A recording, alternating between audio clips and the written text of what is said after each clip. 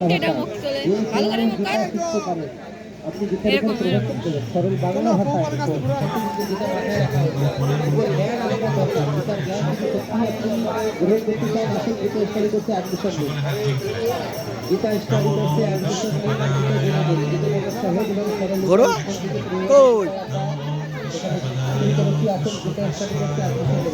বাংলা ভাষায় গীতা স্টাডি করতে অ্যাডমিশন নিলে গীতা ফ্রি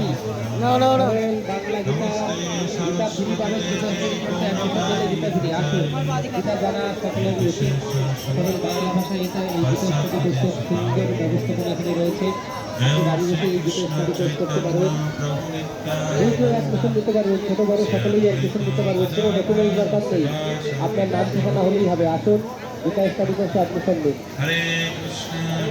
এই কোর্স সকলে করতে পারে আপনি সনাতন ধর্মের লোক আপনি গীতা জানবেন না কিছু জানবে অবশ্যই গীতা জানা উচিত গীতা জানা সহজ এবং সরলতায় গীতা স্টাডি কোর্সের মাধ্যমে গীতা জেনে নিন গীতা জানার থেকে সহজ আর সরলতা আর চলতেই পারে না আসুন আপনি দেখবেন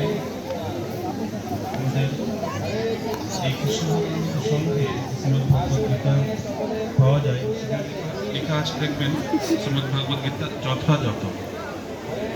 আর আপনি বাইরে অন্যান্য প্রকাশনাতে দেখবেন শুধুমাত্র শ্রীমদ ভগবদ গীতা লেখা থাকে দেখাচ্ছি সুতরাং শ্রীমদ ভগবদ গীতা এবং শ্রীমদ ভগবদ গীতা যথাযথ কিছু পার্থক্য আছে, কিছু পার্থক্য আছে। কিরকম পার্থক্য? শ্রীমদ ভগবদ গীতা ভগবান তাকে উপদেশ দিয়েছেন এই শ্রীমদ ভগবদ গীতা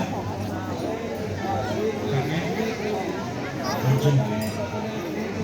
আর উপলক্ষ শুধুমাত্র অর্জন হয় সমগ্র জীব জগৎ হয়নি কেন কেন কতগুলো ছিল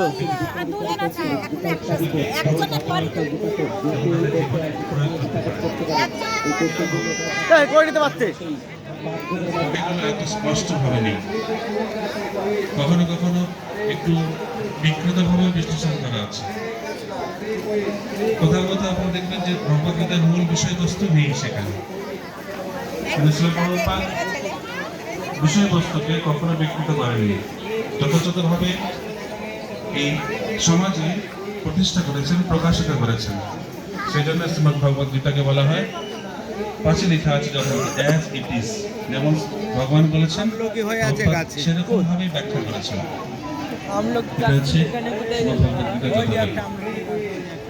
আর একটু বিস্তারিত বলতে গেলে আপনারা যদি এরকম না যে আমরা বলছি আছে শোনা সেজন্য আমার কাছে আছে আপনারা যারা মায়ের প্রথমে এসছেন